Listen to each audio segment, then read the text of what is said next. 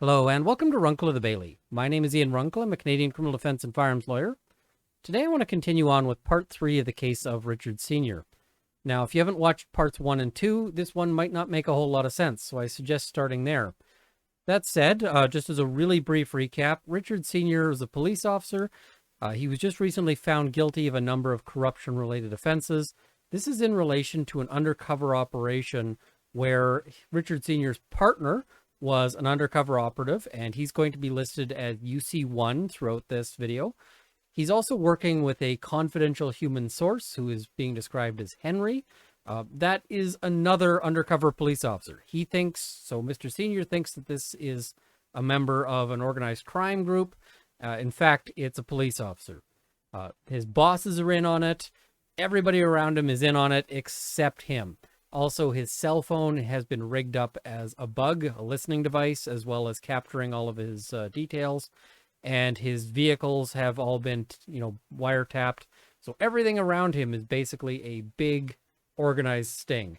Now, this was originally set up to try to catch him in the act of misusing police computers. However, it goes a lot further than that. So let's jump right back in here. Previously, they were trying to get him involved in seeing if he could pick up some steroids for UC1. And let's dive in with, we'll talk about steroids, and things will get a little hairier than that even. So on another topic, in the early afternoon on August 30th, 2018, Constable Senior exchanged the following text messages with Constable Timur Timurbilatov, which is a really tough name. Hopefully I didn't get it too badly wrong, and George Paputzos. In summary, Constable Timurbilatov asked Constable Senior to help him find out the cost of certain steroids. Constable Senior reached out to George Paputzos and relayed the information back to Constable Timurbilatov. The discussions were in part as follows. So this constable gives what he wants, and it works out to, I think it was $540 here. So they make an arrangement where Constable Senior is going to buy the drugs, and then with money provided by the other constable, and then he's going to go and buy them from George Paputzos, and essentially he's acting as a go-between. So trafficking by agent is sort of the usual way this is described. Now they start with $530 as a number. It ends up working out to $540 worth of steroids here in an order that's sort of relayed back and forth. So returning to Henry, he testified that his objective on August 30th was to provide information on another locker, but at the same time he wanted to get Constable Senior to run a license plate for him so that he could do his own locker rip. Also, if the conversation came up, he was to discuss being able to get steroids for Constable Senior. That night, August 30th, 2018, Henry and Constable Senior met at For Your Eyes Only, an adult entertainment club. A portion of the conversation was recorded on Probe 1, and there's a date stamp. They went upstairs with dancers to have a private dance. Henry provided Constable Senior with fictional information about a storage locker containing cocaine, ketamine, and firearms located at 65 Progress Road in Toronto. Henry wrote the address on a piece of ripped paper from a BMW magazine. Henry expressed frustration because he could not get an address in relation to a locker for a personal rival. Henry stated that he'd been working on it for almost a month. Henry stated that he wanted the address so he could rip his stash. Henry complimented Constable Senior on his physique in order to move the conversation towards steroids. I kind of wonder how that went. That seems like it's summarized here. We don't have the audio recording, but I just wonder how they sort of swung that around. In response, Constable Senior asked Henry if he could get steroids, as he was looking for steroids for UC1. Henry responded that he might have connections, but it would have to be a bulk purchase. So no little buys. We want you to make a big buy here. Because again, Henry is an undercover cop. Henry stated that he would not make any money from the transaction because he was a friend. As for the address on the license plate, Henry asked Constable Senior to query the license plate for him and give him the information so he could identify a locker to rip. Henry held out the target was the runner for his rival and that the plate belonged to his target's daughter. Constable Senior said he could do it, but it would get him into trouble. He suggested that Henry go to the MTO or put a GPS tracking device on the vehicle. Constable Senior later asked for the plate and said that he would see what he could do. Skipping ahead a little bit here. On September 3rd, 2018, Constable Senior texted UC1, "I asked Henry for your request. UC1 responded, "What request?" Constable Senior responded, "Gas, fuel, sauce, juice." So steroids is what he's saying here. He says he knows a guy, but only deals on bulk, but he will find a connection. UC1 answered, "Let's grab a bunch, or I can ask people if they want." Constable Senior replied, "Let's see what he says first." UC1 testified that this was in reference to steroids, and the statement, "grab a bunch," is in reference to buying in bulk. So he suggests they go ahead with the bulk offer here.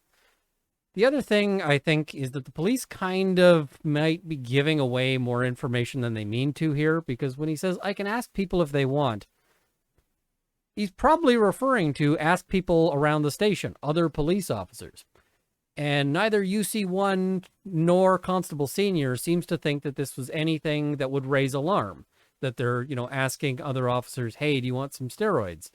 And in fact, we've now got UC1, who's the undercover, asking for steroids, and this other officer who doesn't appear, and I can't say for certain, but it doesn't appear that that's part of an undercover operation, also wanting steroids. So it seems like they're kind of suggesting that they might have a problem within the police force, and maybe that's something they should be dealing with. I don't know if this is necessarily the way to deal with it, but if in the culture it's considered okay and nobody raises an eyebrow that people are doing steroids, that's a problem. I got issues with that. So I can't say for certain, but that's real concerning, the sort of cavalier attitude that seems to be shown here, and the expectation that no one else is going to think it's a big deal. So also on September 3rd, 2018, Henry texted Constable Senior at 8:43 p.m. and asked, "Was the locker epic as promised, brother?" Constable Senior stated he had been off work for the weekend, another team was to do the project, and that he would find out the next day. On September 5th, 2018, at 9:23 a.m., Detective Sergeant Bedford sent Constable Senior and UC1 an email describing a fictional seizure of 0.5 kilograms of cocaine, 1.5 kilograms of ketamine, $25,000 in cash, a sawed-off shotgun, and multiple shotgun rounds. In this email, Detective Sergeant Bedford stated, I was able to arrange another $1,000 payment to the CHS. T is a reference to UC1, the undercover. Please contact me and make an arrangement to pick up the money today. UC1 stated that he met his handler that day, who gave him money for a source payment to Henry. So CHS is Henry. This is money that is going to Henry. Now, if you haven't watched the last video, Henry has been real uncertain about taking this money. He said he was insulted by it. He said he doesn't want it. He said he makes more money than that in an hour. He really took umbrage to it. And Constable Senior repeatedly tried to give him money on the last time, and Henry said no. And then it appeared that eventually Constable Senior went, okay, and ended up taking the money. So it seems odd that they'd be trying to still be paying this guy when he says he doesn't want the money. He just wants to keep providing them information. It's not like they're, needing to give this guy money to get the info. They're getting the info for nothing. I mean, that just seems like an inefficient use of tax dollars, right? Anyway, continuing on. On September 6, 2018, Constable Senior texted Henry to tell him what had been seized from the locker. At 1 p.m., Henry stated, "And my rival?" To which Constable Senior responded, "On the hit list." So he was asking, did you manage to arrest him, or, is he still out on the streets? So on that day, UC1 advised Constable Senior that he got payment for CI. Also on September 6, 2018, Constable Senior coordinated picking up the money from Constable Timur Bulatov that evening and arranged to meet with Mr. Paputzos the next day to complete the purchase of steroids. Their conversations were as follows, and they're kind of boring, so we're going to skip over them, but they just talk about trading money here. Basically, he says he's going to drop off the money with Richard Sr., and then Richard Sr. can go and buy it from Mr. Paputzos. Later that day, September 6, 2018, Mr. Paputzos asked Constable Senior on WhatsApp to query his license plate to ensure there were no complaints against him, which is a big deal, right? If you're talking about somebody who they know to be a steroid dealer and they want to run his plate, he's basically saying, hey, is my plate in the database as, somebody to keep an eye out? Is my vehicle being watched by the police? This is the sort of thing a police officer should never be providing to somebody who they know to be involved in criminal activity, or anyone else, really. Constable Senior said, I might be able to run it tonight, send it to me. Mr. Paputzos then texted the plate, BXL C238, to which Constable Senior stated, "Cool, I will have a car swing by my house." Now you might be wondering, why is he having a car swing by his house? Well, he doesn't want to run it on his own machine, that's for sure. Mr. Paputzos stated, "Thank you. Just let me know ASAP so I can put in a claim in the morning." Around 9 p.m., Constable Timur Berlatov texted that he was at Constable Senior's home, and Constable Senior replied that he was coming out. At 9:03 p.m., so he's out there for 3 whole minutes, Constable Timur Berlatov queried Mr. Paputzos' license plate, which they give again, on his mobile data terminal. Around 9:04 p.m., Constable Senior texted Mr. Paputzos that he was clean and could make the report. So basically, they're laundering this query by having another officer come in, and so it's not on Mr. Senior's thing, it's on this other officer, and maybe will blend in with other queries that are made throughout the day. This is the kind of thing that in the legal profession we say, shows knowledge that what you're doing is improper, because if you didn't think it was a big deal, you'd just run it on your own machine, right? You wouldn't go through all of this hassle of having a friend drive out to do it. So this is the kind of thing that shows awareness of the wrongfulness of the actions. On September 7th, 2018, Constable Senior and George Paputzos exchanged text messages arranging to meet. There was initially some discussion about meeting at the gym after 3 p.m., but according to the messages, this did not appear to occur, as George Paputzos sent a text to Constable Senior at 4:40 p.m. which stated, "Hey bro, what's your timing?" Constable Senior replied, "Just got out of my meeting now. Where you want to meet?" They then talked about meeting at Bathurst and Rutherford in 30 minutes. At 5:27 p.m., Constable Senior stated, "I am here parked out front." On September 8th, 2018, Constable Senior communicated with Constable Timur Berlatov over WhatsApp. In the exchanges, Constable Senior expressed an interest in Simona Mara. Constable Timur Berlatov stated, "Oh, by the way, I expect some good gains from this product, Olympic, or I'll shove those empty vials into your buddy's anal if it's not any good." Constable Senior responded, "The gear is good, all from your motherland." So, lovely people here, right? On September 9th, 2018, UC1 had a telephone call with his handler and was given objectives for the next day. The objectives were to give the confidential human source money to Constable Senior and see if he offered to split it with him. By this time, UC1 had $1,300 in total, $1,000 for Henry and $300 for the sherry wafer source. He testified that, at the time, he did not know who had been named as the sherry wafer source. If Constable Senior were to offer to split the money with him, UC1 was directed to take it and send the receipt as soon as possible. So, these are not huge sums when you think about it, because this is not big money. Nobody's going to retire off providing one of these tips. So on September 10th, 2018, the interaction between UC1 and Constable Senior at 5 Corps was recorded on device 1 and a timestamp. Constable Senior received $1,300 from UC1 to pay Henry and the sherry wafer source. Constable Senior never offered to split the money with UC1. The interaction was in part as follows, and it's dialogue which ends up not coming off very well here, especially because it's all transcripts of conversation that really don't convert well. All right, let's skip ahead a little bit here. Basically, at the end of the day, Constable Senior doesn't split the money, although they have some discussion about whose name they should put on the receipt, and ultimately they decide to go with a D. Broadhead. There's some discussion that Mr. Broadhead is a real person, but there's no indication that he's aware of this in any fashion. I mean, certainly if he was aware of this, he'd want his money, but that he's not involved in this from many appearances. It just seems that he's somebody that Constable Senior is aware of the existence of, essentially. So Constable Senior met with Henry in the parking lot of Milestones. At 8:02 p.m., Constable Senior sent a WhatsApp message to Henry, "Come by my truck, I have more paperwork." Henry testified that he met Constable Senior in his F-150 truck. Constable Senior asked why Henry wanted to meet. Henry expressed frustration because he could not get the address of his rival. Hint, hint, please do the thing I want you to do, which is, of course, the thing we are trying to bust you on. So, yeah. Constable Senior stated, "I told you what to do, brother," and suggested a GPS being placed on the vehicle. Henry stated that he did not want to go that route. Constable Senior suggested that Henry needed to weigh and balance how badly do you want it. Henry stated, "Hey, I'm just taking back what's rightfully mine." Henry explained that they'd been following the rival's daughter, but this had not assisted. Constable Senior suggested that Henry be patient. Constable Senior said, "If we take it, then we're taking it, you know what I mean." Constable Senior suggested a number of times that Henry needed to be patient. Henry stated that he had a plate, but Constable Senior stated, "It won't come back to where you want it to come back to." Because, of course, if you have their plate, but they're keeping it at a locker, nobody registers their plate to a locker.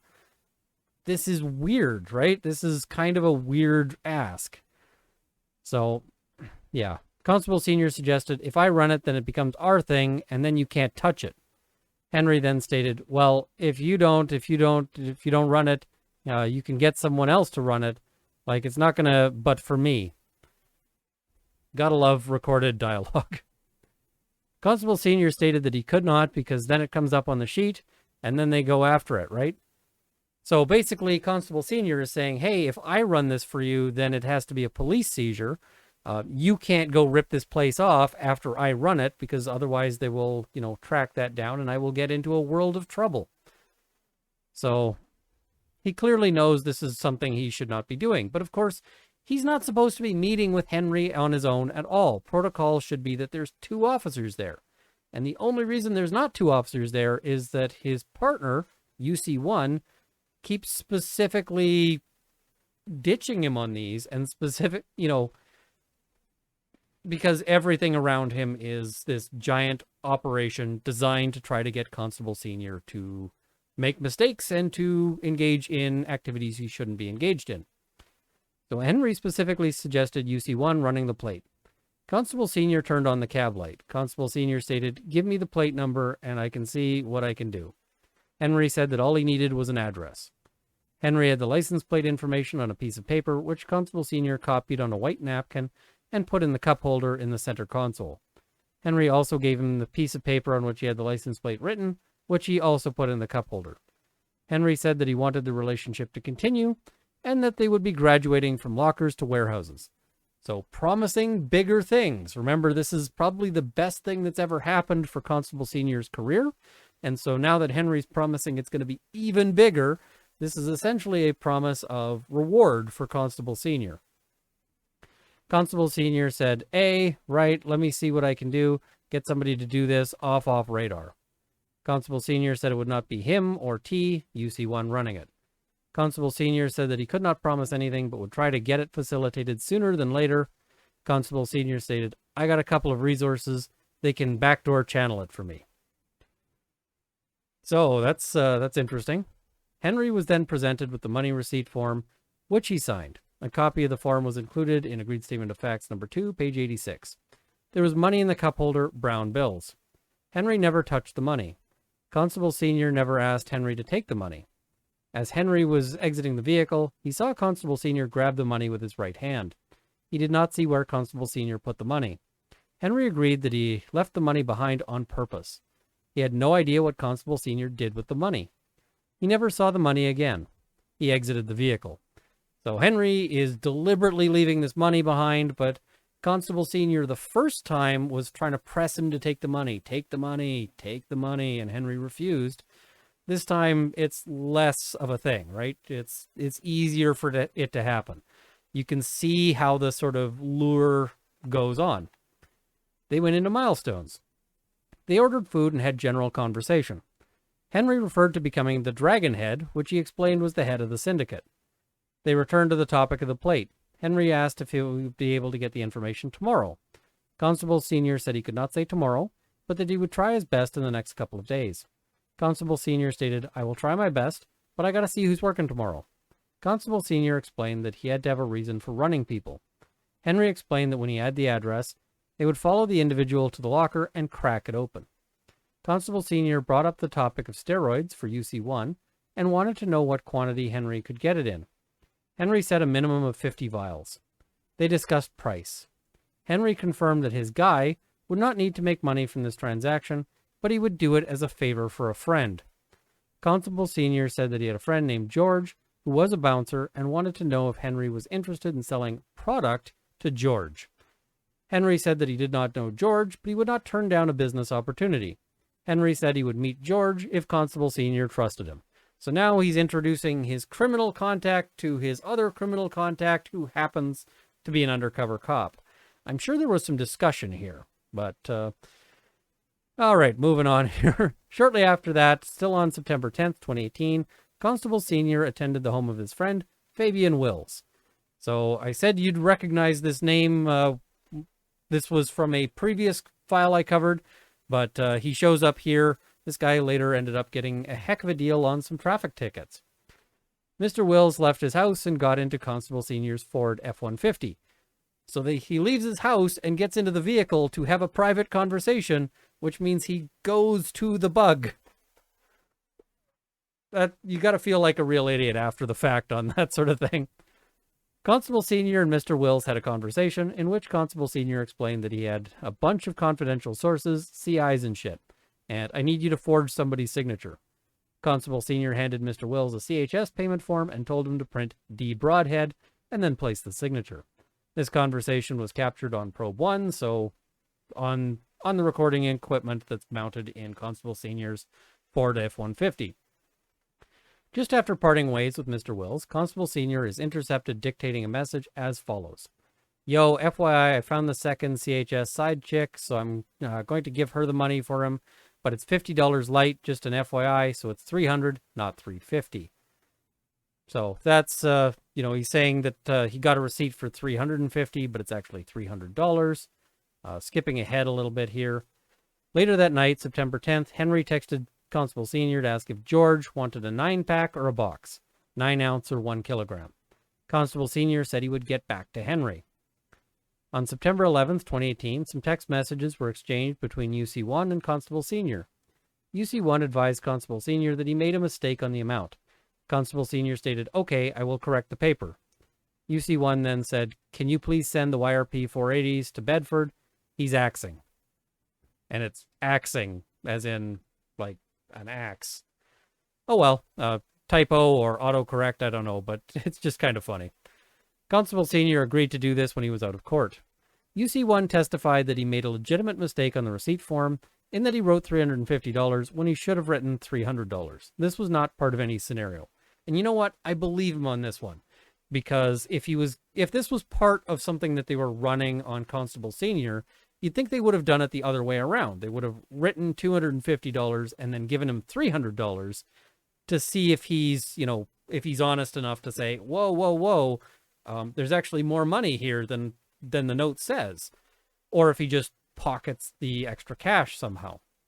So the reverse method makes no sense if it's part of some sort of, sting or scam or, any of this. So I believe him here when he says it was just an honest screw up and that's it. So on September 12th, 2018 at 7 a.m., Constable Senior sent an email to Detective Sergeant Bedford and UC1 which stated, I scanned copies of the receipt and will attach them to this email. T said he will drop off the hard copies at your office. T being UC1, the undercover partner.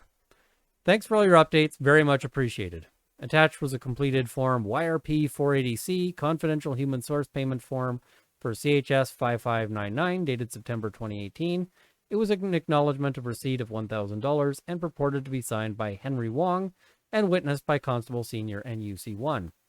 Further attached was a form YRP 480C stating I, CHS, one-time source, acknowledged the receipt of the sum of $300. $350 was crossed out and initialed by Richard Sr., dated September 10th, 2018, purported to be signed by a D. Broadhead and witnessed by Constable Senior and UC1.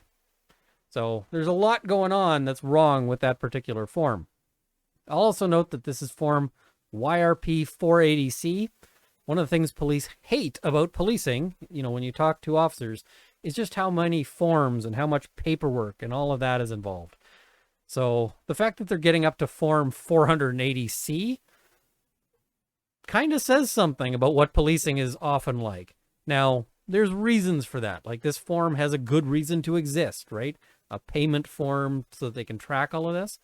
But it still illustrates that policing is not all action movies and, whatever else. A lot of it is, 5 minutes of action, 15 hours of paperwork. So shortly after this email, UC1 and Constable Senior met at Big Sizzler for breakfast. The conversation was captured on device 1. Constable Senior advised UC1 that he emailed the receipts, CC'd him, and had advised that UC1 would be dropping off the hard copy. With respect to Henry's information, Constable Senior said that Henry would now be providing warehouses rather than lockers. After leaving the Big Sizzler, there was a conversation in the parking lot as follows, and I'm cutting some of it out, but talking about the license plate here. UC1, he's effing solid. He's given us so much shit, you know what I mean? Like, it's effing I told you so 20 effing years ago, or years, bro. I've never effing had a guy. So what he's saying here is, I've been doing this for 20 years, and I've never had a guy this good. This guy is so awesome. He is absolutely wonderful. He's gonna make your career. So make sure he's happy. You know, that's the undertext here, right? Richard Sr., if this was like 10 keys a hit or 5 keys, he's like a 1 key. I know that's what it's of decent. He's always steady and reliable, but now he's saying he's up in the game. Again, this is how people talk, and you don't really notice it when you're in conversation, but when you're looking at a transcript, oh man, do you notice just how bad or how awkward it is and how far it is from like movie dialogue. UC1, Richard Sr., but I still feel odd about, but hold, that's the whole thing up, or whole thing, if you know what I mean. He's like, if he said he's given up warehouses. Well, he says he's working on warehouses. He says he's unintelligible, which is also really common in transcripts where you just can't make out what was said no matter how hard you try. UC1, dude's a fucking warehouse, is a effing huge score, right? Like, I don't know what you mean. Like, I trust, like, I don't. He ain't my effing BFF like you. I'm toning down the language a bit here because YouTube does have rules about just how often I can swear. But 2 police officers sitting in their car, not so much. And, I mean, I don't have an issue with them swearing back and forth between each other, but yeah, it just messes up with me doing this here.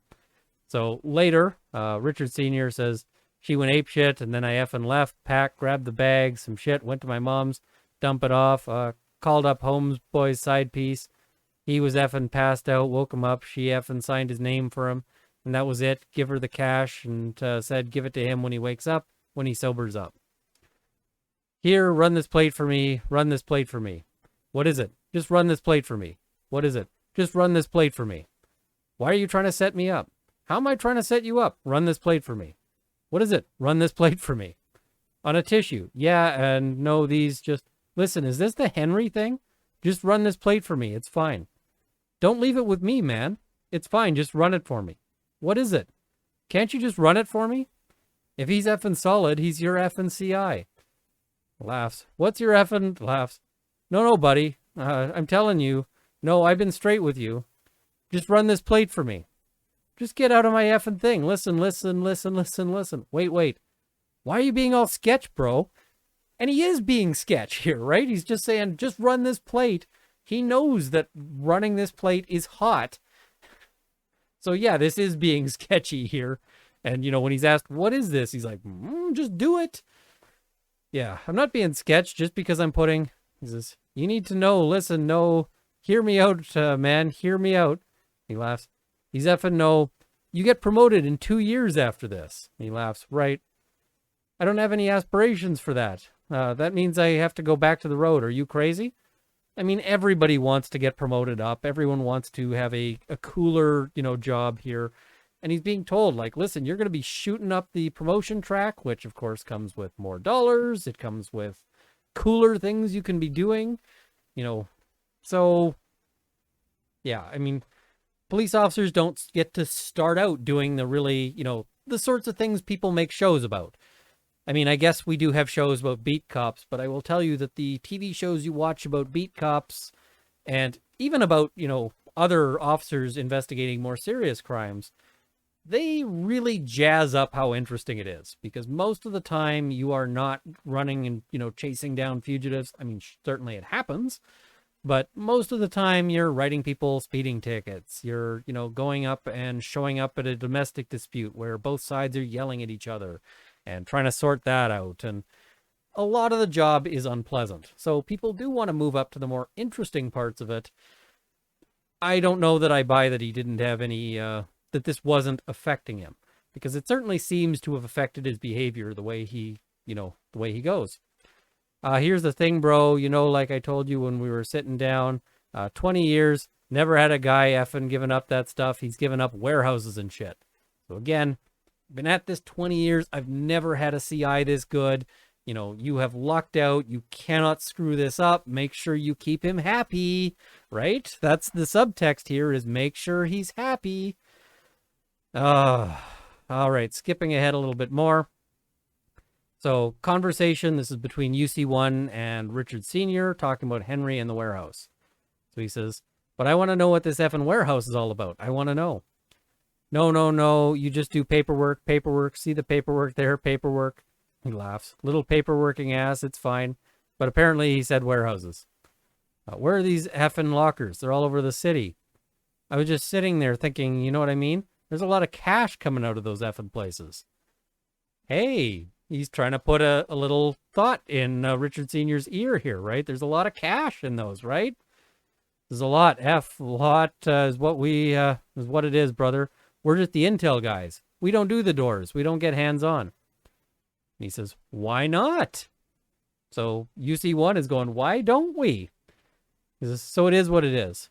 He says, why not? I don't see why I don't see that effing, he's been effing legit, right? He's effing Chinese organized crime, whatever it might be. But so he hasn't effing steered us wrong, and it's been bang on time sensitive. It's effing solid shit, man. I trust the guy, so you know what I mean? Hold on, you trust the guy? I trust him. Now we trust him? There's a pause. Because when we first met him, I don't trust him. So there's a little bit of doubt here.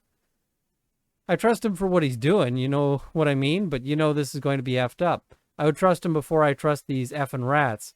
Did you not hear the comments about all these guys are effing entitled? They go effing to the effing bosses and talk shit. People at the table will talk shit. Whatever. Just get that message across, right? I'm not effing dumb. So, yeah, when police officers are talking about rats, that's always an interesting thing, right? So, that warehouse, we got to talk about that too.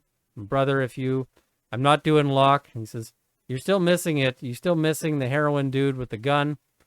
Hey, slow down. Yeah, we'll do that, but I'm looking at a big score, so F it. He says, Looking at if it's a big score at a warehouse, you know what I mean? And then unintelligible. Yeah, but I don't think it's anytime soon. He said he's working on it, so it'll be in a couple of weeks. Unintelligible. Yeah, well, yeah, if it's that much, if the warehouse is that much effing dope, I don't care about the dope, cash and stuff. Why don't we just effing, I got a pair of effing snips. You know where I'm going with that? So UC1 is putting things into his ear, right? He's really suggesting now that they step up the game. So Richard Sr. laughs. Okay, that's fine, but focus a second. Okay, we still have the heroin dude to deal with. So by this point, UC1 was in his car, and Constable Sr. came back to his window when he spoke to him. UC1 testified that the reference to snips was not part of his planned objective. It was just in conversation. I mean, if this is not part of your planned objective, it means that you're just going on your own and just suggesting much more serious stuff here, right? So he stated that he was trying to squirm out of running the license plate. Also, he was trying to allude to some nefarious nature. Yeah, no kidding. To his criminal element and how he was interested in money. In cross-examination, UC1 agreed that he saw this as an opportunity to add to his cover story and suggested executing a warrant themselves and something nefarious underlying that. UC1 agreed that there had been no suggestion to him by anyone that Constable Sr. had been taking money from lockers or snipping lockers. So no suggestion that he's been doing anything like this, but now we're going to see if we can get him interested in that now too. Like, how far can we take this exactly? All right, skipping ahead a little bit further. That same evening on September 12th, 2018, Constable Sr. and Henry met in the Milestones parking lot. The discussion was recorded on Club Device 2. Henry was outside Milestones having a cigarette. Constable Senior approached Henry, talking a bit about problems in his personal life, then said, "Give me your phone." Club Device 2 suggests that they probably had the Milestones itself rigged up for audio. Henry asked what it was about, and Constable Senior said, "Give me your phone, based on trust, right?" Henry gave Constable Senior his covert phone. So he's probably got multiple phones here. One of them is a phone that is sort of his cover phone as Henry Wong, and he might also have phones that are for his actual work. And I'm guessing he probably was smart enough not to be carrying those phones with him at that time, but he still provides Constable Senior a phone, which they've planned for this, right? They're not dumb when they're running these, cover operations. So that's what we can see here. Constable Senior asked how the photo function worked, to which Henry responded that he did not know. Constable Senior stated, "Now I just want to take a picture with your phone. It's fine. There it is. Camera. All right. There's the camera right there. All right. Give me 2 minutes. I'll be back." Constable Senior went into his truck. Constable Senior then returned with the phone and told Henry to take a look and told him to unlock his phone to look at his pictures. In the pictures, Henry recognized the plate number and there was an associated address. The photos that Constable Senior took were marked as Exhibit 13. It was a screenshot of what appeared to be a CPIC terminal. Constable Senior told Henry to keep it quiet and remarked, "Now our both necks are on the line." Little bit of an unusual phrasing there. But if you're ever a police officer and you're looking at a criminal and you're thinking, "Hey, both of our necks are on the line," you have made bad life choices. Really bad life choices. And, the depth of this undercover operation and how much it sort of consumes Constable Senior's life really tells you that you just never really know. Nobody can ever really know that they're safe when they're committing some sort of criminal offense. I mean, in some level, that's a good thing. But also it's kind of scary, right? Because this is kind of some 1984 stuff. And I don't say that, people love to throw out 1984 very, very gently, or very casually. But the plot of 1984 is an undercover operation where Winston ends up finding out that, several of the people that he's trusting and that have been sort of luring him into things have in fact been agents of the state the whole time. And a lot of the stuff he's been dealing with has been engineered around him. So I say it as an allusion to the actual facts of that story as opposed to, just wild hyperbole. All right, so back to the thing. Henry asked to go back to his truck to call his boy. Constable Senior got in the driver's side and Henry in the passenger side. Henry staged a call to his boy to relay the address information just obtained. Henry spoke in an Asian dialect, stating that he had the address and to follow him. Henry asked Constable Senior, "What about your boy, George?" Constable Senior was non-committal, said George was traveling and he was not sure. They talked about trust and agreed that they were both putting their necks on the line. Again, that's not the sort of relationship that they should be having with a confidential human source, but it's the sort of relationship that only becomes possible when the standard procedure, the standard protocol of them having the two officers there has been broken down. And again, very deliberately, UC1 is setting him up for this kind of interaction. Henry said he could put aside a couple of boxes, but he would need to know that night. Again, Constable Senior said, "If it's spoken for, it's spoken for. It's fine. Don't worry about it. Don't stress about it." Henry then asked Constable Senior about UC1. Constable Senior stated that he told him to get a list together of what he wanted, and Constable Senior stated that UC1 would take 100. Henry invited Constable Senior to come into Milestones, but Constable Senior declined and departed. So I thought earlier that it was recorded because they had the Milestones figured out. That's clearly wrong here. It was in the parking lot, so I guess that this must have been in the vehicle. I'm not sure what that recording device would have been, or why they called it Club Device 2. It's hard to say. So that afternoon, they met back at 5 Core. The conversation was captured on Device 1. They again visited the topic of steroids, starting off with UC1 stating, "Let's talk about the groceries." There was then a discussion about the money owed to UC1 from its cousins. They talked about what was the best stack to take, i.e. the best combination of steroids to use together. UC1 asked Constable Senior if he could get him $400 worth of steroids until Henry got back from China.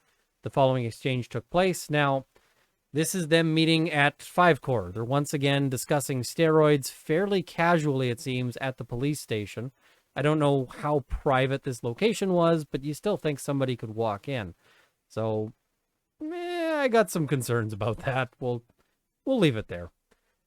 So, skipping ahead, the conversation goes back to the warehouse. UC1, all right, so what do you want to do with what's-his-face at Henry's warehouse? I don't know. He hasn't told me anything about it.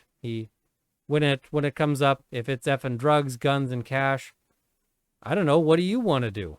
So, we can see that there's, who's sort of pushing what. UC1, I don't know. You want to make some money? You want to... F yeah, laughs. What do you think? You want to make some money or what? Oh, F, why not? Well, here's what I'm thinking. And this is Richard Sr. now. So now he's taken the wheel a bit. My logic is here. I say we tell what's-his-face, like he tells us where it is. We have his guys knock it. We take the cash, and he takes the product, and done. UC1 says, have his guys knock it? Yeah. How much is it? I don't know. I don't know anything about it. I know nothing about it. No, in the previous, it varies, right? From what I can remember from the warehouses, one was, it's all on the emails. So go check those. Go look at those numbers we've been giving you. Aren't those tempting, right? Why are we going to let them knock it? Why don't we effing? And he sighs. So he's suggesting we should do it, not have, Henry's guys do it. Well, the only problem is the other shit. Like, I got no reason. I got nothing to do with effing. Yeah, that's what I'm saying. So it's burners and effing, unless you want it. Well, no, because I have nowhere to go to. So this is what I'm saying. I'm saying if we do a combination knock, his guys take the product and go. We take the cash and go. Yeah, then we're his guys. That was my effing thing. Why can't we bring our own effing? Like, we need somebody to keep 6. So keep watch. That's what I'm saying. So if we have 2, there's. I don't effing want it. That's what I'm saying. So unless you want it, I don't effing want it. So they're saying they don't want the drugs because, of course, a couple of cops riding around with a bunch of drugs. That's risky. It's a lot harder to bust somebody for having a whole pile of cash rather than, the drugs, which in and of themselves are illegal. So I have nothing to do with it. So my point is, if these guys come and take it, then these come and take it and go. I don't want to carry it and drop it off. No, I ain't effing transporting for no one. That's what I'm saying. So have him come and cash and carry it himself. Okay, either him, no, he won't. He will. It seems like they're not super decided on what's happening here. They're not gonna leave the cash, huh? They're not gonna leave cash. This is what I'm saying. He sniffs.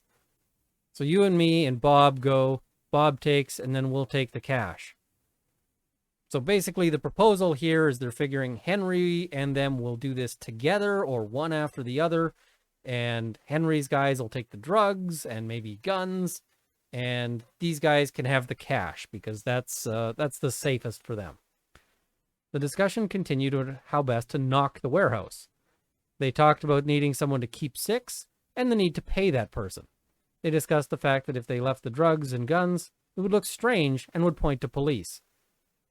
Because, yeah, I mean, that's weird, right? If you're criminals, you're going to want those things because they're also valuable. They also talked about someone who could take the product if Henry was not involved. They discussed what to do if there was a safe, and UC1 suggested just taking the safe with them. Henry was expected to be back in 7 to 10 days. They each agreed to look into a person who could keep 6. They discussed needing a van. UC1 testified that he was not expecting to have this conversation, and this was not part of his objective from his handler. He's not expecting to have this conversation, but he did kind of plant the seeds, right? We saw that earlier. So, maybe. I don't know if I buy that. So there's some more discussion of steroids, but at this point, we're on to more interesting thing than steroids, right? Yeah, I'll skip over the steroids from here going forward. On September 18th, 2018, UC1's objective was to establish a timeline for the steroid purchase and to discuss the details involving the warehouse, specifically who the third-party lookout would be and how the guns and drugs would be moved. After breakfast, they talked at the front of the building. Constable Senior and UC1 refined various aspects of the warehouse plan, which they coined the operational plan. Because, they're really being careful about the language they use here. UC1 stated that the person he thought could help was not available. Because of course not. Constable Senior raised concerns about cameras and stated he did not want to go in like police, pointing to his YRP shoulder flash. So he doesn't want to go in and, in all of his gear, because then if there's cameras, they will look like who they are. They discussed whether they should wear all black. Constable Senior stated that there should be no phones or personal cars. They then moved the discussion around the back of the building in the loading dock area. Constable Senior stated, "I'd rather hammer out all the details now, so if he calls us tomorrow and says, hey, it's here and it's tomorrow, we need to go, all right? So that you want to have a plan ready to go, so if they get, less than 24 hours notice, they want to just have it all suited up and so they can just roll out." There was further discussion about who would be the lookout.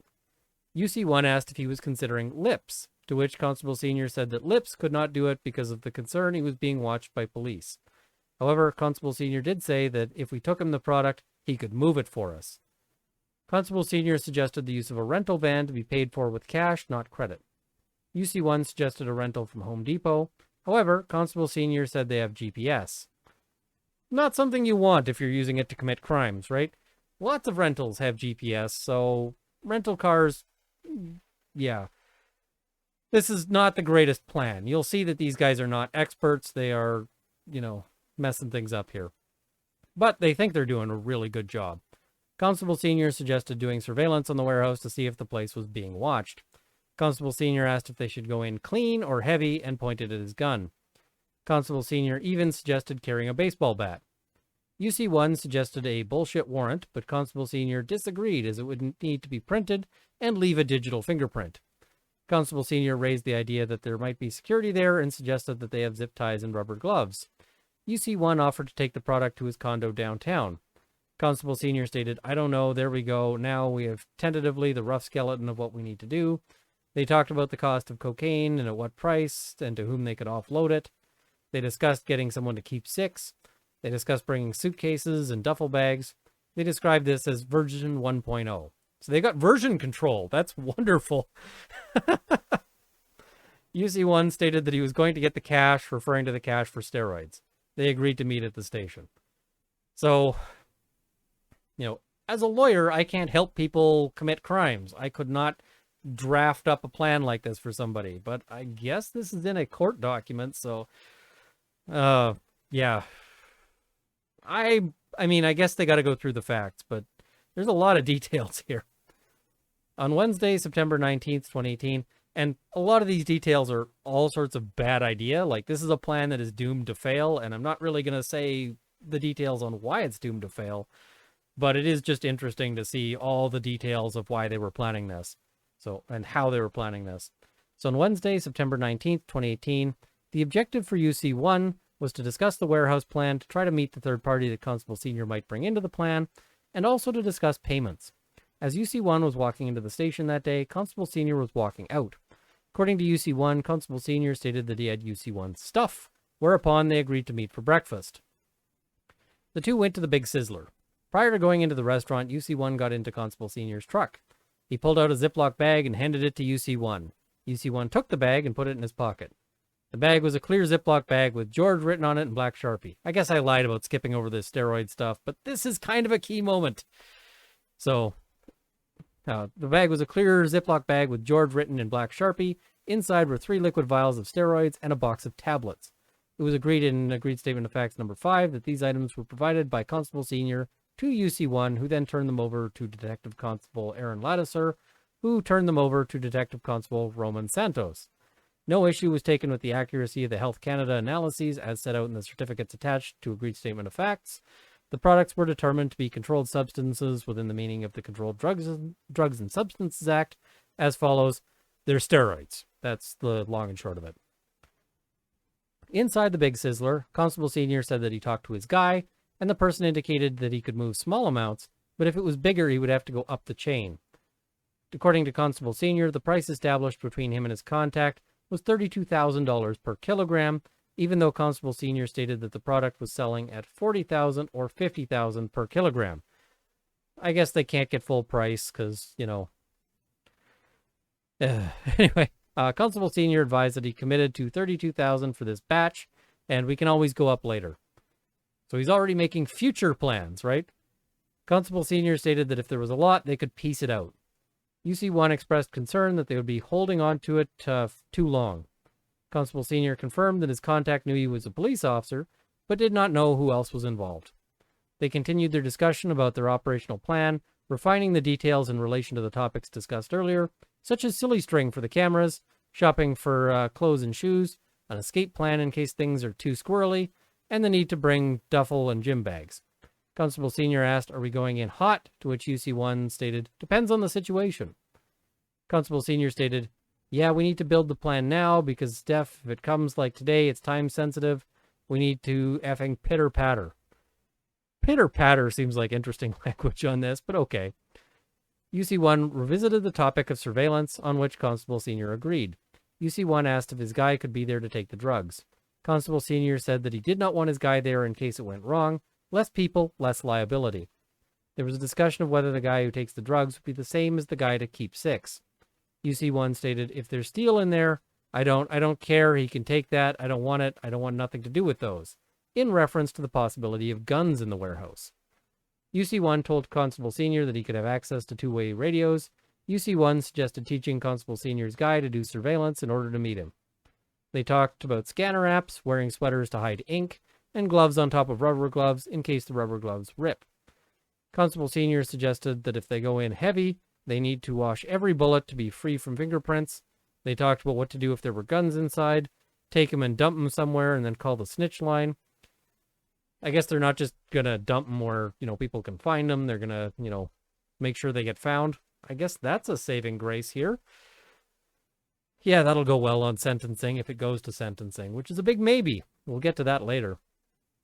They came back to the topic of steroids and dosage. Constable Senior pulled up a WhatsApp conversation about dosage, and the name on the WhatsApp conversation was George. They returned to the warehouse plan. Constable Senior stated, and we're going to skip over some of that.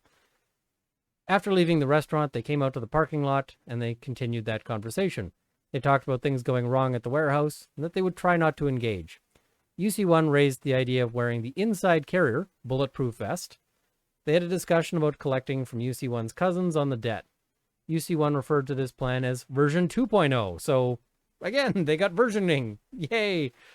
UC1 suggested wearing track pants, but Constable Senior said it would be a problem carrying guns in track pants. They talked about picking up needles for steroid injections. They talked about getting a van. They parted ways. So this plan is getting a little hairier. They met back at 5 Corps. Upon leaving the station, they initially left in the same vehicle. They continued their conversation about needles. However, then decided to take separate vehicles to the mall to do foot patrol. When they met outside the mall, they continued to have a discussion about needles. This discussion was recorded on device 1, which is probably Constable Senior's cell phone, but I can't say for certain. Constable Senior told UC1 how to inject. As they were walking through Best Buy, there was a drone display. UC1 suggested flying a drone in the warehouse area. Constable Senior referred to the plan as version 2.2. They talked about needing a sweater, shoes, a vest, radios, and a mask and balaclava. They agreed to go Walmart clothes shopping for generic brand on Friday. UC1 agreed to bring the drone and do a test flight. Constable Senior was opposed to bringing the drone to work as nothing gets done at work. Yeah, I mean, this is not the worst of their problems right now. They again talked about cleaning the bullets. Constable Senior stated that he was going to see his guy on Thursday and would arrange a meeting with the three of them. I just think it's kind of weird that they're saying nothing gets done at work, but they're at work doing this. I mean, yeah. If they had body cams, I bet this conversation would be a lot more difficult, right? Just saying, body cams might make this, something that they're a little more reluctant to talk about, at least on the job. So that'd be something. So Constable Senior stated, of course, if you got body cams like that, they need to not be off. So Constable Senior stated that he had zip ties and talked about doubling them up, as in looping them together. UC1 referred to this plan as Final Version 3.0. They joked about bringing snacks. Constable Senior suggested bringing a medical kit in case shit goes sideways. Constable Senior also suggested bringing bleach in case someone gets cut, as it will fuck the DNA up. So they clearly know that they are involved. This is not something where there's any possibility of confusion here. Everybody involved knows that they're the bad guys. So they discussed where to go afterwards, such as going downtown. They talked about getting rid of clothes, or Constable Senior suggested recycle it for the next one. Already thinking of the next one. That's not a great sign. You can see how fast the spiral goes. Once you get somebody to start crossing lines, it's really easy to get them to keep pushing that. This is actually very common where you see this resistance, resistance, resistance, resistance, and then suddenly everything blows out of control. Usually where you see this is not with police officers, but you see this with people who are pushed into sort of other criminal enterprises where, they think that they're taking a small step, and very quickly that small step turns into much more than they had expected. Often that's in situations where people are being forced into very exploitative situations, and they think they're giving an inch, and pretty soon their whole life is upended. So on September 20th, 2018, Constable Senior and UC1 exchanged text messages about needing night vision goggles or flashlights. UC1 stated that he had night vision goggles. In the messages, they also discussed meeting at Walmart on Friday afternoon at 1 p.m. I'm kind of jealous. I don't have night vision goggles. UC1 asked, "We meeting a new friend too?" in reference to the third party who would be assisting with the warehouse plan. Eventually, Constable Senior responded, "Let me see if they are around." So they're hoping, UC1, this undercover, is hoping maybe they can get a third guy, package deal. I guess they're cheaper in bulk. So Friday, September 21st, 2018, 21st. Yeah, it's late. Constable Senior and UC1 met off-duty at the Walmart at the Markville Mall in Markham. The meeting was recorded on device 1. Constable Senior was already inside when UC1 arrived. He'd already picked up some clothes. They went to the men's clothing section together. Constable Senior showed UC1 what he picked up. UC1 then picked up some items. Constable Senior said he'd been joking about the night vision goggles, but was serious about flashlights. He wanted to bring work flashlights, but UC1 pointed out that was risky.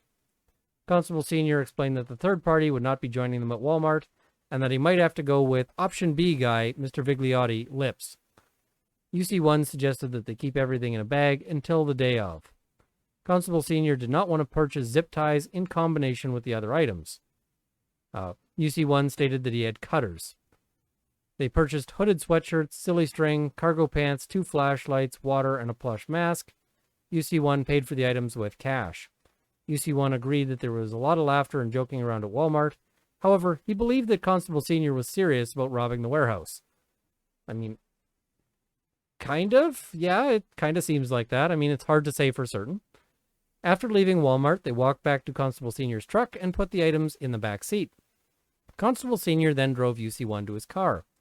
Constable Senior expressed that Mr. Vigliotti would be good to go, but was worried that YRP was watching Mr. Vigliotti. So the police are watching him is what he's thinking. Constable Senior said he had not heard anything from Henry yet. UC1 then put the items in his car. Of course, Henry's part of this, so he's not going to hear anything from Henry until the operation is really good and ready for him to hear something back from Henry. All right, so skipping ahead a little further. At this meeting, so a meeting's been arranged, Henry told Constable Senior that the information about the warehouse would be provided in 2 stages. The warehouse would be empty with two lackeys watching. Henry was going to call or text him later on with the location. Once the product, illicit drugs and cash, was being moved to the warehouse, Henry would call him to let him know, and the police could then swoop in and do the raid. Constable Senior wanted to know how many people would be there, and talked about going in heavy, as in armed, and whether a SWAT team was needed. Constable Senior ran a hypothetical by Henry. Constable Senior stated that usually the raids went by rotation, but said hypothetically, if a cowboy crew went in to do the seizure, and they happened to take 5 kilograms out of 10 and sell it back to Henry, would he be interested in that?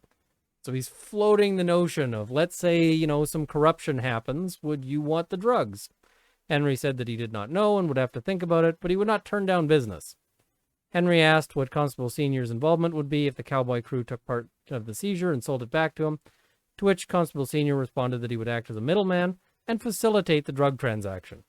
Of course, that's not actually his plan, but it's what he's telling Henry, not knowing, of course, that Henry knows the full deal at this stage. They had further discussion about this hypothetical outside of the warehouse. During this meeting, Constable Senior asked Henry about the warehouse rip. Henry stated that he said, "I took back what was rightfully mine." Constable Senior shared that he had a female contact at MTO who could run plates and get information for Henry without it being traced back to Constable Senior. Henry said that he might take Constable Senior up on that offer.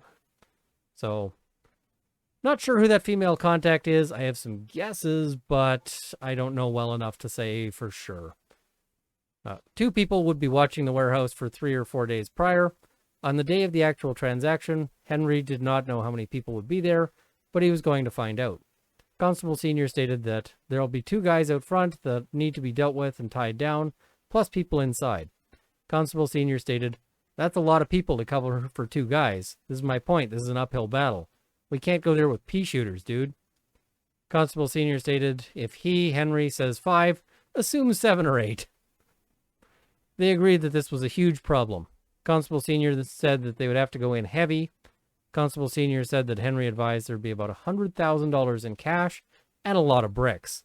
So think about what that means in terms of money. Like, how tempted would you be over somebody dangling at least $50,000 in front of your face?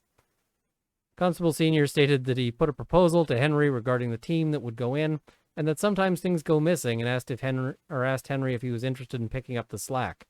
Constable Senior offered to sell the drugs to Henry at $32,000 per kilogram, and he was fine with that.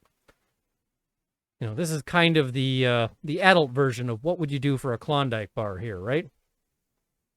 Constable Senior said that they must go in way heavier and referred to more and thicker zip ties. Constable Senior suggested that they would have to count the product in cash and have a vehicle on standby. Constable Senior suggested Henry being in the area to keep 6, and that Lips was unavailable. This guy's got real unreliable friends. Constable Senior suggested they could keep their masks on, knock on the trunk, and make the exchange. Constable Senior indicated that they would need to hold down the guys inside. They would use silly string on the cameras if there were any. Constable Senior again said they needed to go in heavier, to which UC1 stated that he had no firearms accessible to him at home. Constable Senior stated, "Why don't we just hang out the information to Bedford? But that's a big score, 100 grand plus. Didn't he say it's 5 pieces? 3 is 150 grand. It's going to be 75 G's each, roughly." UC1 stated that this was not a question to him. Rather, Constable Senior was talking to himself. Constable Senior said he may know of an alternate person to keep 6. UC1 stated that he had access to U.S. plates to disguise the rental. They did a mock-up on a tissue as to how the surveillance would be conducted and a possible escape plan. Constable Senior again mentioned going in heavy and said, unless we take from the station, that's a lot of heat. UC1 asked, "What, you want to bring shotguns?" Constable Senior said, "Maybe shotguns or ARs. I'd say more shotguns." UC1 testified that this was a reference to assault rifles, AR-15 rifles. So, given that they're talking about police rifles, every time you see the police say patrol carbines, you can cite this case for saying that's not what the police think. However, they're wrong about this being assault rifles because AR-15 is not an assault rifle. There is a definition. But yeah, they're talking about the police patrol carbines here, which you got to love how the terminology floats around this. But they're not doing marketing here. They're not doing public relations. So Constable Senior then made some suggestions about how to get the shotguns out of the station. They discussed that there was an inventory of shotguns performed on Sundays. Constable Senior said he knew someone with restricted weapons and he could ask, but they may ask too many questions. UC1 made an inventory list of things they already had obtained and what they still needed. They started talking about code signals, saying red if they had to retreat. They talked about what to do if the door was locked. Constable Senior suggested the possibility of a crowbar. Constable Senior stated that he wanted to limit my resources from work. UC1 suggested the use of a RAM from work and also suggested wearing raid jackets. UC1 suggested that this was now version 4.0. They talked about going in as police. Constable Senior suggested leaving the people there inside, tagged.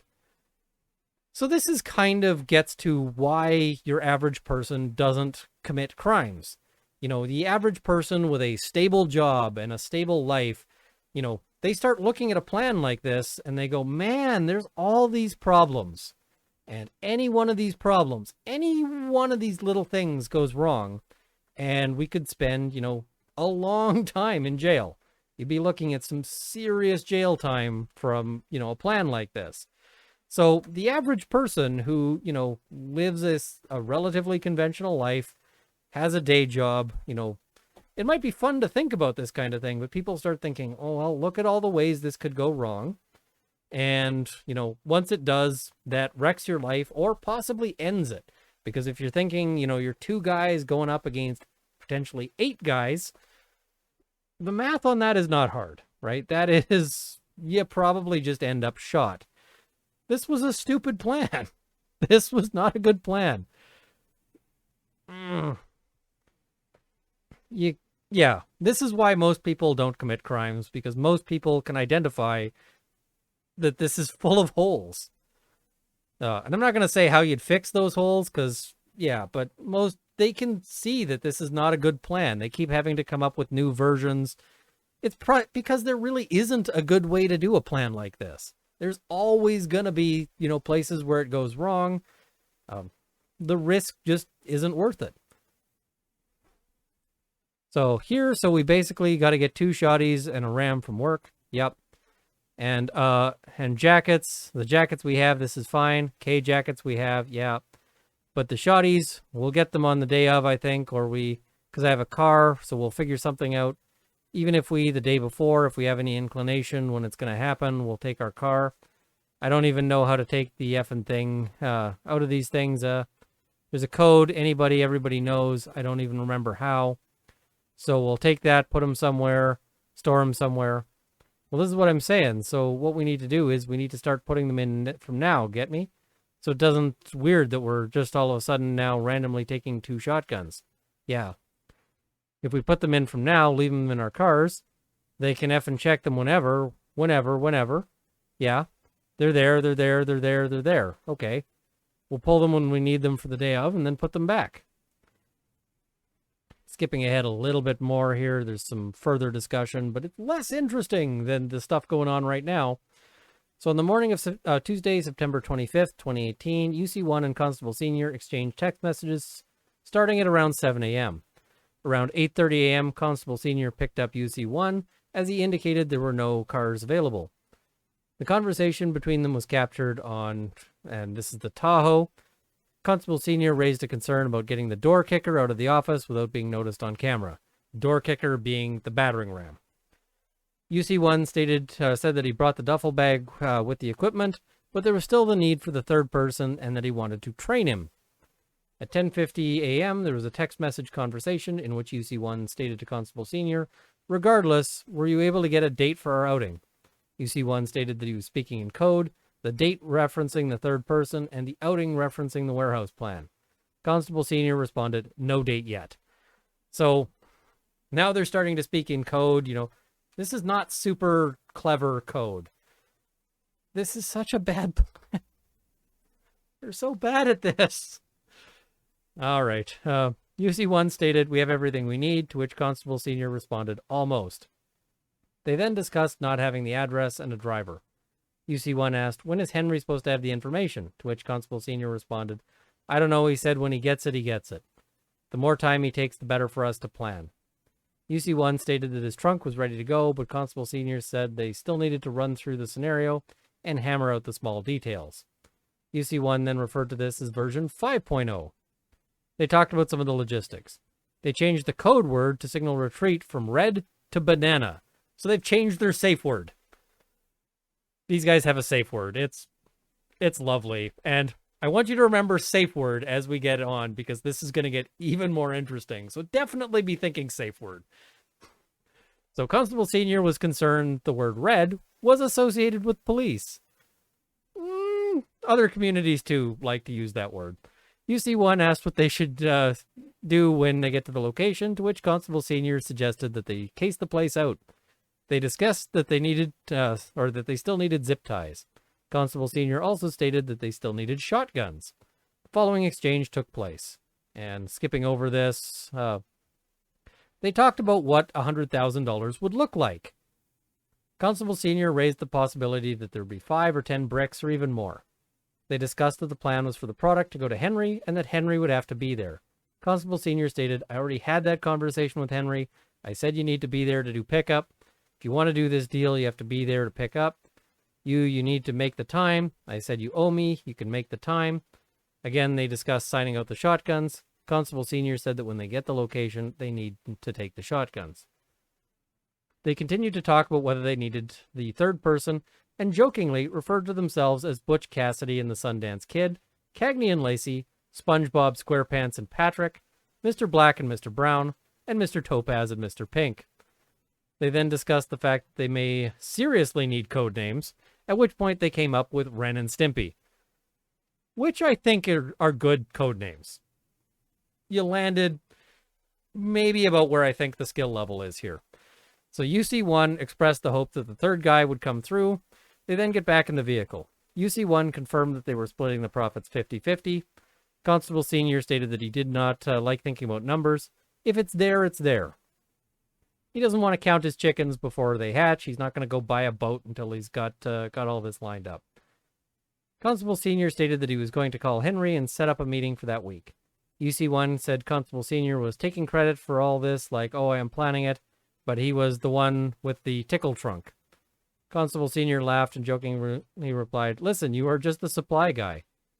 After more discussion, UC1 said, are you sure? You know what? If you don't want to do it, I'm out. I'm done now. Constable Senior replied, stop, you're just psyching yourself out. Stop, we're doing this. We are 100% doing this. Constable Senior then said jokingly, brother, we are doing this. It was your idea, so we're doing this. UC1 said, laughing, oh, now it's my thing, eh? It's kind of been your thing the whole time. Constable Senior said jokingly, you planned it, it's your idea, we're doing it. They returned to the station and parted ways. So you can see Constable Senior has basically been entirely flipped at this point. On Wednesday, September 26, 2018, the objective for UC1 was to continue to discuss the warehouse. UC1 ran into Constable Senior at the station sometime after 9:30 a.m. They had a conversation outside the office that was captured on device 1, with the transcript commencing at page 1920 of the agreed statement of facts. If you're ever thinking law is glamorous, just look. The documents filed with the court, not the whole not the whole disclosure package, 1920 pages. Lawyers had to read through that. I can guarantee you that was not fun. There's probably fun parts of it, but a lot of it was going to be super boring.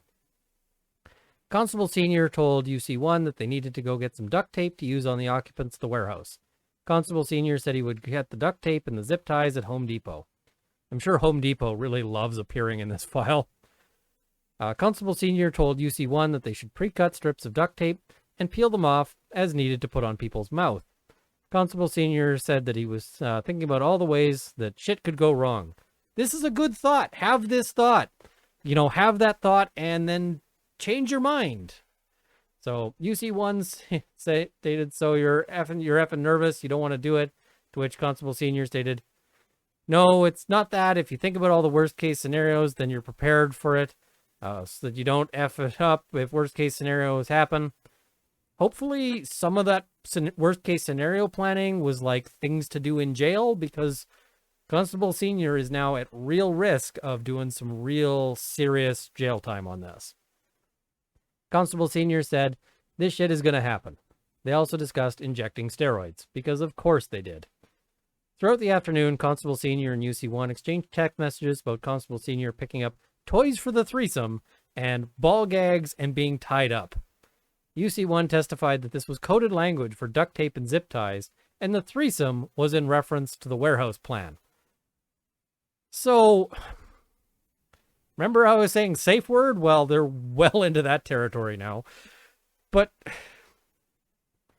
their coded language is that these two guys, who are police officers, are going to be having a threesome together with ball gags and being tied up. I mean, let's say, they're having coded language, so they're worried that someone else might discover this conversation. And they're thinking, we don't want them thinking we're involved in some sort of criminal activity. We just want them thinking we are involved in, very interesting sexual activity together. I kind of feel like there's probably forms that need to be filed if you're having those kind of activities with each other in the police force. I kind of feel like this would still get you in trouble. But yeah, I mean, this has taken an additional interesting level here. And I'm not trying to judge that activity. If that's what they want to do, great.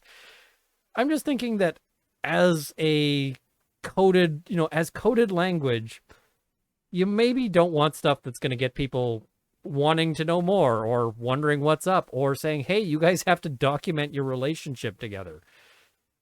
So, yeah.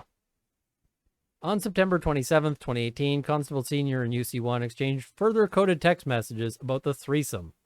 UC1 asked if Constable Senior had picked up the ball gag and tie-up for the threesome. UC1 testified that this referred to the duct tape and zip ties. Constable Senior responded, I will get stuff after work. No go on the threesome. So he's getting the ball gag, he's getting the tie-up, but we're not having the threesome. It's just going to be the two of them. Guys, your OPSEC is terrible. UC1 replied, okay. Is this a good thing? Constable Senior responded, yes. Just means it'll be a slow dance for the two of us. UC1 replied, more drinks for us in the end, as opposed to splitting a six-pack with her.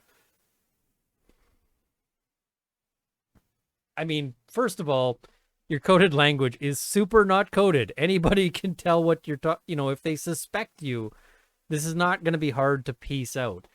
But if they don't suspect you and somebody finds this, is this really what you're trying to communicate? Constable Senior went to Home Depot on September 28, 2018, and made two separate purchases.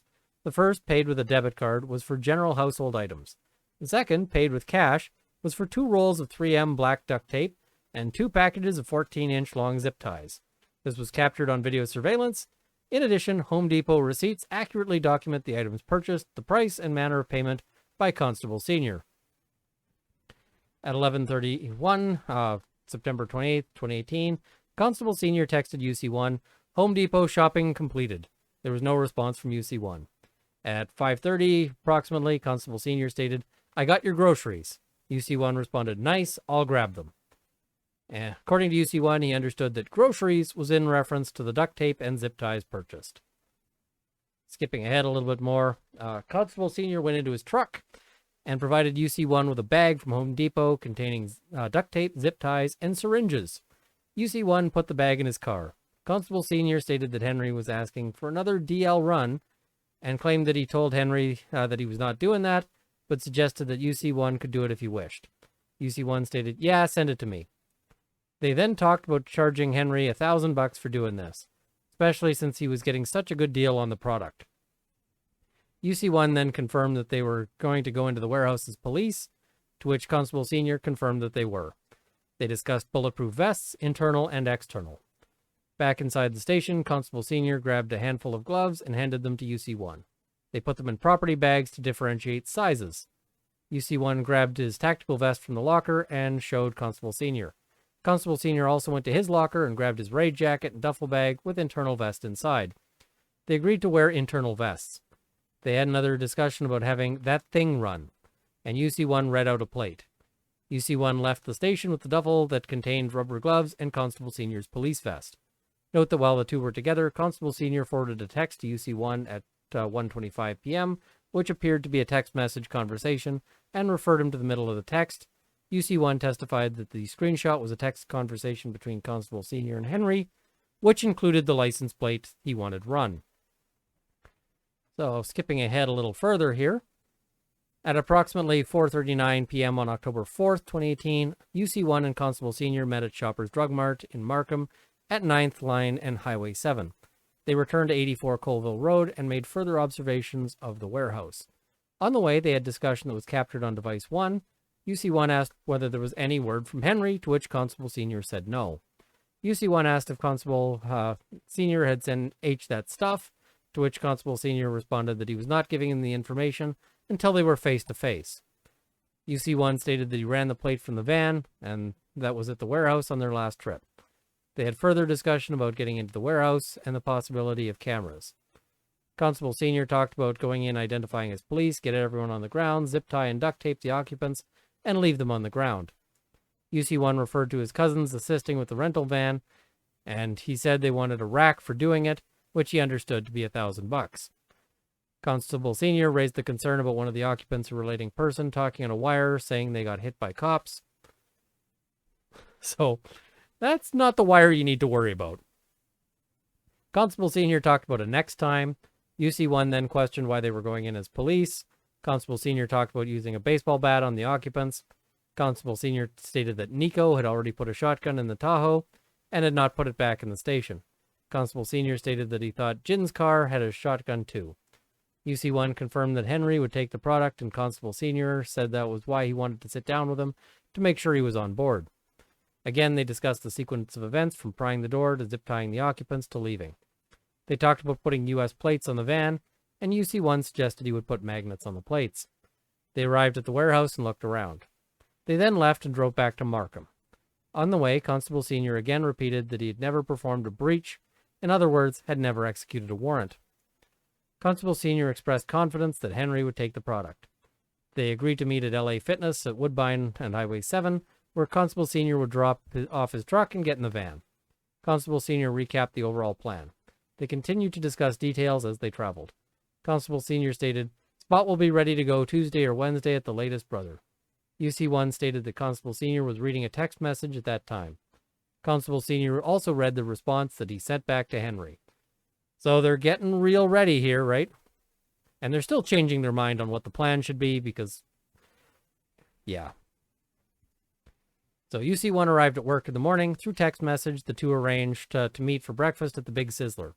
UC1 arrived at Big Sizzler before Constable Senior, who came 20 minutes later. The discussion at breakfast was captured on device 1. They talked about the warehouse plan. Constable Senior suggested blinding the cameras with their flashlights and spraying silly string onto them. UC1 suggested wasp spray, but they were not sure if it would work.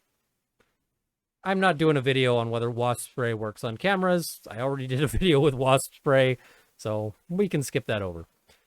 Constable Senior confirmed that the shotgun was still in the Tahoe. UC1 asked if he wanted to get the shotgun now. Constable Senior said 100%, since Henry could call today or tomorrow. Constable Senior discussed a number of variables, including setting up near the area, since he wanted to cut down the time between Henry's call and their arrival at the warehouse. Ultimately, they agreed to take the shotgun out of the truck that day. UC1 suggested having his cousin drop off the van at LA Fitness. They agreed the shotgun would have to be back at the station before the weekend. UC1 testified, although it cannot be heard on the audio, that Constable Senior suggested that UC1 take the shotgun out of the Tahoe and place it in his police car. UC1 declined and suggested that they do it later. They left the Big Sizzler around 10:30 a.m. and did their own traffic duties. I'm sure all of these brands just love being in these files. Shortly after 12:18 p.m., UC1 and Constable Senior met in the parking lot of the LA Fitness. UC1 had parked next to the rental van. Constable Senior stopped the YRP Tahoe near both vehicles. They had a conversation and looked around to make sure no one was watching.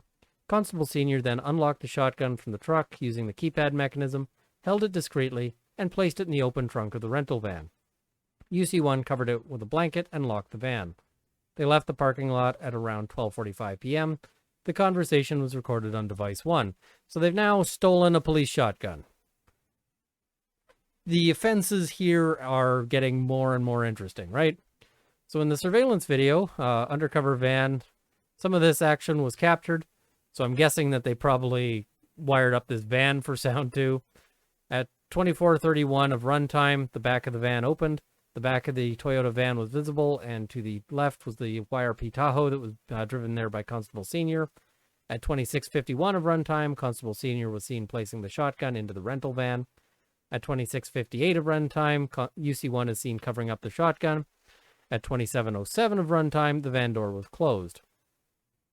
After the officers left the parking lot, Constable Ricky Ho opened the trunk of the rental van and saw the shotgun. It was a loaded, operable Remington Model 870P 12-gauge pump-action shotgun with black synthetic stock, the property of the York Regional Police, labeled S17 for shotgun number 17. you don't need to be clever on these labels. On the stock, covered with black clothing. The chamber was empty. The shotgun was loaded with 4 live shotgun shells. The side saddle was loaded with 2 live shotgun shells. The shotgun constituted a firearm within the meaning of Section 2 of the Criminal Code. Detective Mike Cook took photographs of the shotgun. Constable Ricky Ho rendered the shotgun inert by removing the firing pin mechanism, the bolt carrier group for the shotgun, which he placed into an exhibit bag and labeled with tag, and we don't really care about the tag. It was admitted that surveillance point and UC van depict Constable Ho and Detective Mike Cook in this interaction. Constable Ricky Ho placed the now inert shotgun back into the trunk and recovered it with the clothing. So they've disabled this shotgun in case that these two decide to get up to something more interesting. This shotgun's not going to go off. The following items were ultimately found in the rental van. So the Remington 870 shotgun with 10 shotgun shells, pair of brown Timberland boots, camouflage zip-up hoodie, black George brand hoodie, pair of black cargo pants, YRP police raid jacket, exterior bulletproof vest carrier, Hellstorm face mask, black Under Armour brand face mask, pair of black neoprene gloves, 2 radio holders, glasses with exchangeable lenses and cases, DJI surveillance drone with remote, 2 black duffel bags, 1 lanyard, 1 pair of extra large black leather gloves, loose black latex gloves located in an evidence bag number Y243516, 4 cans of wacky string, so okay, 2 rolls of 3M black duct tape, 2 Ozark brand flashlights, 2 Walmart and 2 Home Depot bags, monocular night vision goggle with case, so he does have a night vision goggle, 2 packages of 14-inch long zip ties. I wonder if that night vision goggle is also property of the police. Not sure. Set of Motorola walkie-talkies. After leaving LA Fitness, Constable Senior and UC1 went about their regular duties and ultimately went to Markham Mall to do foot patrol. The conversation was recorded on device 1. UC1 was advised by his handler to make sure he was with Constable Senior so that they could disable the shotgun. They met in the underground parking lot of the mall. Constable Senior was in his car doing a report. They were talking through the car window with UC1 outside the window. Constable Senior stated that the van could not stay in the parking lot overnight as it would get tagged by bylaw. UC1 stated that he was going to move it at 4 as he was going to switch cars. UC1 then stated that he had to go to the washroom and the two separated as UC1 went inside the mall. It sounded as if UC1 came back outside to where Constable Senior was still in his car preparing his report on another incident. UC1's handler advised him to return to the station, which he did. Constable Senior stayed in the underground of Markville Mall. Constable Senior was arrested that day, October 9th, 2019. And that's probably a good place to stop because now it's going to move on to analysis, which we can cover in a future video. But man, things got crazy here, yeah? You might be wondering, like, what happened to the guy from the first video who, when he was asked about steroids, was like, no, man, just have more protein, healthy living, work out more, develop a better workout plan. And now they're looting a shotgun out of the back of a police vehicle. So, I mean, the internet meme for this would be something along the lines of, well, that escalated quickly. Yeah, but this, again, isn't super uncommon. It's not, it might seem like something super unusual, but once you've got this sort of level of control over somebody's life where everything around them, and you can really unmoor them from the things that normally bring them back and that normally say, hey, wait a minute, you're making a big mistake here. Once that happens, it becomes a lot easier to get somebody's moral compass moving. And once they take that first step, it can be really hard to stop taking steps. They get into sort of a state of free fall where it's kind of, I guess we're going to have to readjust what kind of person I am here. So yeah, this got real crazy real fast, but one really has to wonder, like, would it have gotten this crazy if UC1 had never been there? Like, if this guy had just had an ordinary police partner, he probably would be doing, very low-level things. And so this starts out as an investigation into, is this guy maybe looking up a few of his friends and family on the on the police computer, and it turns into this big thing about like how big can we go? And eventually they seem to say, hey, we need to stop this because this is actually going to turn into a shotgun toting raid on who knows where, and somebody could get killed.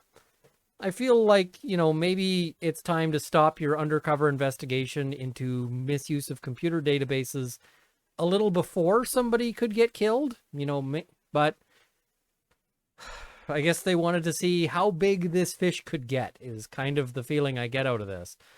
Maybe I'm wrong. Let me know. I mean, I don't think that this guy should be a police officer. I think that would, that it's in nobody's interest that Mr. Senior continue in policing. I do not think, but I also kind of have some concerns about UC1 and whether he should continue in policing.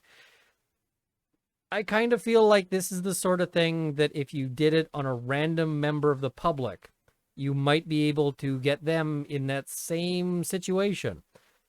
This is the kind of thing where if you took some random person and you upend their entire life so that everyone they're talking to is part of your plan, and you sort of normalize this sort of activity and you say, hey, here's 75 grand.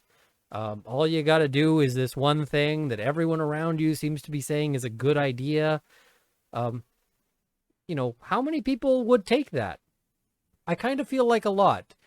Some people have said in the comments that this seems like a Mr. Big operation, and it really does. It seems like they're essentially running a Mr. Big operation on a police officer, and it turns out, he's not immune to that. But I don't know who would be. Lots of people would be tempted in this situation, so I think this kind of investigation can be exceedingly dangerous, where you can take things and, I don't want to live in the sort of society where a random person could be tested in this fashion, because that could be really dangerous. That could be, I worry sometimes about what the state is doing, not just about what criminals are doing. I also made comment on this in the video, but it really seems that sort of throughout this, we're getting these kind of hints that maybe steroid use is something that the police office, should be dealing with. Maybe there should be some urine testing, because it sounds like they would probably get a whole lot of people with that. So anyway, I guess that's above my pay grade to decide. Anyway, part 4 will be coming sort of as soon as I can.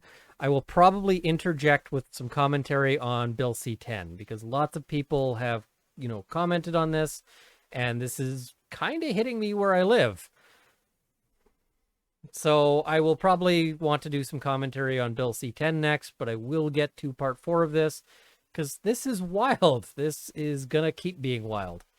Anyway, thank you for watching. I also want to thank my Patreon supporters at the $50 level: Jason Elliott, D-Mo, Canada's National Farms Association, North Central Process Service, Kyle Martin, Jean-Guy Toussaint, Ivo Nedev, the CCFR, bcamf.org, Andrew Schaefer, as well as the Canadian Shooting Sports Association. At the $30 level, Sights and Arms Limited and Marc-Olivier Damour. And at the $20 level, Matt Ward, Mark Whittington, Dale Nesbitt, Cameron Johnson, Andrew Elsich, and Adam Meester, as well as all of you at the $10 level who will be in the crawl immediately following. Thank you for watching. I hope this has armed you with knowledge, and this is such a wild story. It's fun to share it with you guys. Yeah. I'm glad these guys had a safe word, but they really should have used their safe word before they got themselves quite as screwed as they did. Yeah. Anyway, that's enough for now. I think I'm going to need a scotch to sort of rinse the taste of this one out of my mouth. So have a good evening. See you next time.